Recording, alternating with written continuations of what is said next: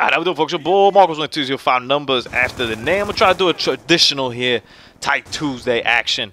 Because I'm actually not watching. Well, I'm watching E3, but I'm recording this a week in advance. I'm gonna be out of town for a week or so, so I'm recording the videos a little bit up in advance. So I can't give you the recap right now. You know, I would definitely love to debate to you whether the Xbox strategy in Scorpio is a good idea. We'll have to do that next week. For this week, we're gonna have ourselves a traditional tight Tuesday while I walk you through some madness going on over here as we light up the boat. You know what I'm saying? That bloodthirsty early. And also maybe the only bloodthirsty we get. Don't really remember.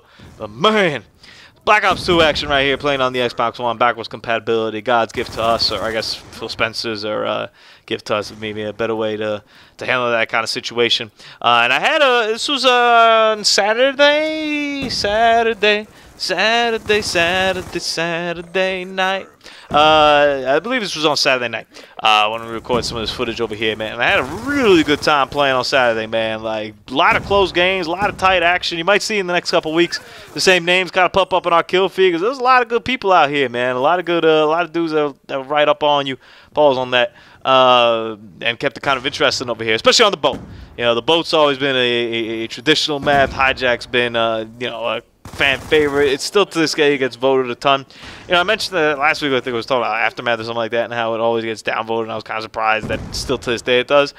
I'm surprised vice versa, how like Hijack is still voted every single time it comes on, and we're playing it twice no matter what. And that's really the only map that Nuketown. Both those maps are, I think, the only two that happened on, with Raid and Slums being up there as potential as well. But I've got knocked off of Slums as people haven't voted for it. I'm not a big fan of that. Poor EMP toss right there. One thing I'm still not 100% since I've been playing Black Ops 2 here lately is my C4 tossing is alright, but not to the finest point that it used to be. My EMP tossing isn't really the greatest either. And my MP7 aim is not the best either. The Type 25, for some reason, automatic with that thing. That thing is a beauty. We put in 1,000 times work with that. It is a wonderful, wonderful thing. MP7, not so much. We just dance around a bunch of times, similarly with everything else I named over there. And the Remington. Remington I'm kind of very off and on still, but we're working on it over here, man. So a pretty close game over here. We're kind of trading blows over here. You know, spawns are kind of flip-flopping a little bit over here. There's really no consistency to this game. And I feel that's kind of how the whole game kind of went. You're mainly trading blows, but no one landed the one, like, you know, killer blow that, like, ended the match. It was everybody kind of even over there. Got the assist over there, pushing up, push back. I'm not 100% sure. If you're looking, everybody's behind me. Dude's got to be ahead of me. Chuck the C4, managed to get the kill over there, the preemptive kill. I'm not trying to push up. I don't like to push up in the middle too much. I only really, honestly, kind of push up through catwalk side. Sometimes I'll push up to that middle building. But I kind of wait for other people to push up. That's kind of the strategy I play over there. So I kind of come back over here to recover a little bit from the health. Looking. I'm thinking about that tag. I'm looking. I don't really know. Got popped. Boom, back. Not too interested in any of that. Come back up, get popped over there. Sad thing. As you can say about that. You know, this guy got a 3-piece over there with some biscuits on the side. So these guys are moving up over there. They got a 4-tag game over there, calling some care packages. Not really tripping right now, but I'm noticing that, and I kind of get a feel, and I'm sure you guys do too. You get a feel pretty early on how the game's gonna go. You know, what kind of level of people you're playing with, how you're playing. You're gonna notice this guy right here. I can't see his name right now because the screen's too small. That guy's been annihilating me all game, and he's gonna continue to. He honestly continued to annihilate me. And what's funny was, I went to go eat dinner, and I came back to play for like an hour, and he was still on. I ended up like in a lobby, like a couple like games after, I ended up lobby back with him, and I like raid, and I kicked his ass, and he left, and I was like, all right. I was like, see, I got the last laugh. I knew it.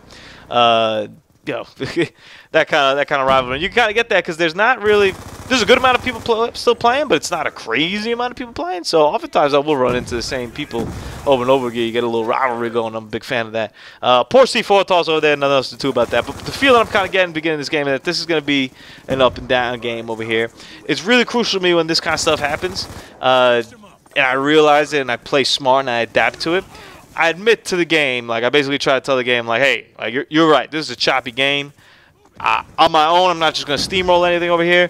I need a particular set of circumstances to work in my favor, which is what I thought over here with those tags. I thought maybe I could scoop up those tags and kind of get myself going. But you basically need to run into 2 tags, pop a guy, and then play a little bit safer than you normally would in order to get that streak, which would be the separation over here. And if you're noticing right now, they're starting to separate a little bit on the opposite end over there. My man's tucked in the corner, so I'm kind of waiting over here. I'm looking, what's going on over here? This is madness.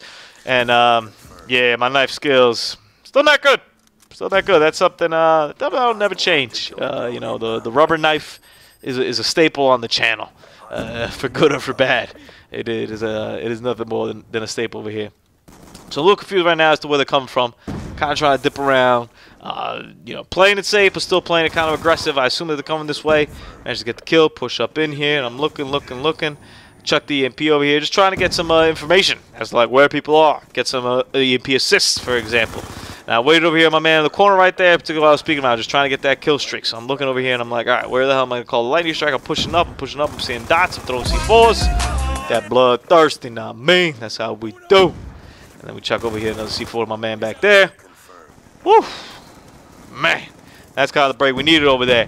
Now, we got ourselves the lightning strike, right? And I wanted to call it back when I was inside the other side of the boat, but we managed to get so many kills that I didn't have enough time to get anything. Eventually, we ran into my man's right there who's been kicking my ass all game.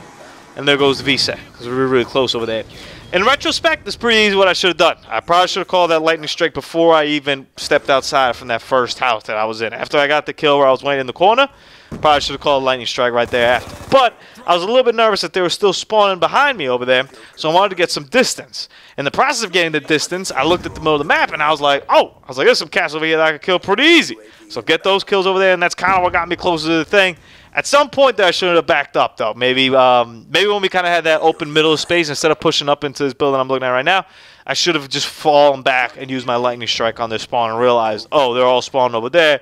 Let me put one here in the middle and a couple in the back, and I would have had myself a VSAT over there, and the game would have been different. That's kind of, I think, the closest I'm pretty sure in this game where I come to a VSAT. We managed to pull up a little bit closer over here. I think with that tag now.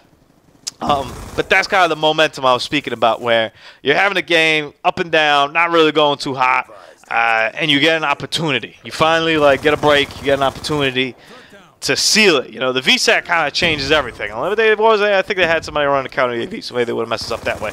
But the VSAT really changes everything, and then if you manage to get the escort drone, or if you have someone else even equipped higher than that, that can kind of be a game changer in these games. And that's ultimately why I always run these high streaks, is because of the game-changing abilities that they have. You know, you could be having a pretty crappy game. You know, I've had plenty of times where I'm like 5 and 10, and then all of a sudden I'll reel off a handful of kills together, get myself a VSAT, get myself a low stall, get myself an escort drone, and then it's like murder game. Then all of a sudden that 5 and 10 became 25 and 10. That's kind of how I work in this game, man. And I've noticed it a lot since I've come back to it, and I'm not as good as I used to be. I've noticed that I heavily used to rely on my streaks to kind of save my bacon. And if you go and watch some of the old videos on my channel, you'll notice I always run high streaks. There's no points when you see me with the UAV counter, none of that stuff. Nothing wrong with it either. I think it's a perfect, great strategy, and I think it's a smarter strategy. I always was told that if you run the UAV counter VSAT's the easiest way to get a nuke. You kind of keep rolling that. You keep getting the information as to where people all keep getting them off their streaks, and you keep getting the assist points. I completely get that. I 100% understand that philosophy. I'm still throwing up the load stars. I'm still throwing up the escort drones, partially because I like the beautiful looking KD, but also I like dominating the map that way, and that helps me as well get a nuke. And I know I've gotten a couple of very high streaks because of that. Looking around over here, not 100% sure where everybody's at. Looking for spawns over here. 3-tag game, so we managed to fully come back over here, but it's still choppy. You know, as we still haven't really fully gotten on any amazing streaks since that one. We're not going to either. Spawns are kind of all over the place a little bit, and not really necessarily in a good way. Look at that. We just killed that guy, and all of a sudden 3 of my guys spawn behind there. You know, so it's kind of one of those games where you have to take that into advantage. So I'm playing a little bit more cautious. I'm thinking a little bit more through. I'm trying to get into some gunfights that work a little bit more in my favor. Trying not to reload as much too. That's an issue that I've had a lot. Where I'm just constantly reloading. It's innate. I don't know how many times I've died. 2 things in Call of Duty games. I don't know how many times I've died from reloading. I don't know how many times I've died from picking up guns that I never end up using. You know, those are 2 things I think we all kind of fall subject to. And I was a little bit pissed over here about this, though. Man. Oh. So I blew it over there with my EMP. I wasn't able to take out the damn sentry gun. But if you notice, I adapted from what I did earlier, where I ducked in here, Called myself the Lightning Strike, and I called it on the damn Centric because I wanted to take it out and hopefully take out some people over there. 5-tag game. Once again, I'm kind of close to my streaks over here. I'm looking, I'm thinking, I'm looking, I'm dodging, I'm weaving, I'm looking, I'm waiting for dots and everything. Managed to get the final kill. I'll tell you what, man, if this game lasted a minute, we're going on them streaks. Nah, man. The boy Marcos, man. Hope you enjoyed the video. Tight Tuesday on the boat. Dang. So I just stepped on my headset. Got emails. Things crazy up in here, man. Have a good Tuesday, everybody.